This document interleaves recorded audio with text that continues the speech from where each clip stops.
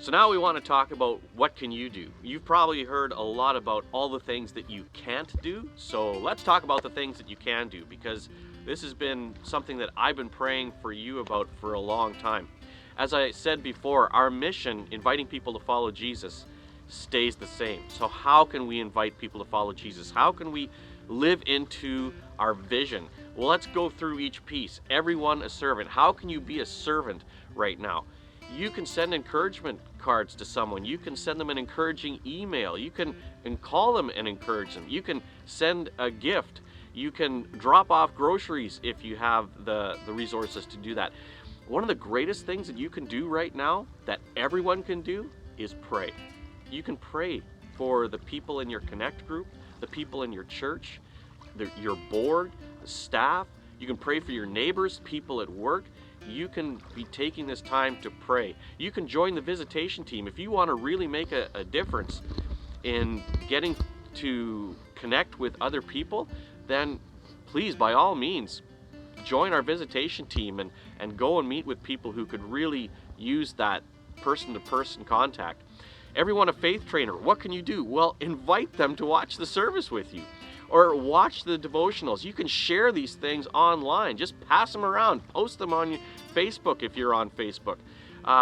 You can become a Connect leader. We're going to need some Connect leaders in the next few months. People who are willing to take a group of people and train them. And then you can ask people questions like, how are you getting through this time?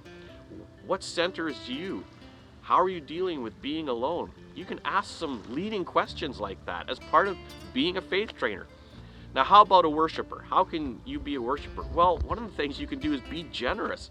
Be generous, and I'm not just talking with the church. I'm talking about when you eat out. Be generous with your hostess or host. Be generous with the people that you know who are in need. Also, if you want to be a worshiper, get used to confession. That is part of worship.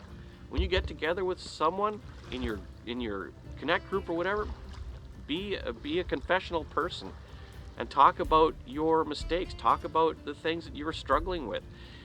As far as being a worshiper, take time to spend with God. Use this extra time. If you have extra time, use it to get to know God more. That's really part of worshiping. And of course, commit to being obedient. As you spend more time with God, He's going to ask you to do some stuff you might not agree with or like. And just agree with God and say, you know what, I'm going to trust you that you know what is best.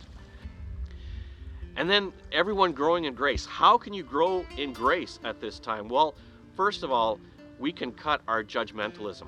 Our judgmentalism of each other, of people that we work with, family members. We can keep our social media presence positive. If you're on social media, stay positive. If you need to correct someone, do that in private. In public, always be encouraging. And be kind. Grace is undeserved kindness that God has given us. So in turn, we give undeserved kindness to those who aren't kind to us and people that we disagree with. This is how we can grow in grace. This is how we can live who we are. Our mission has not changed, our vision hasn't changed, and you can be a part of it right now, even during this pandemic, even during lockdown. You are a big part of our church, and thank you for listening to these videos. God bless.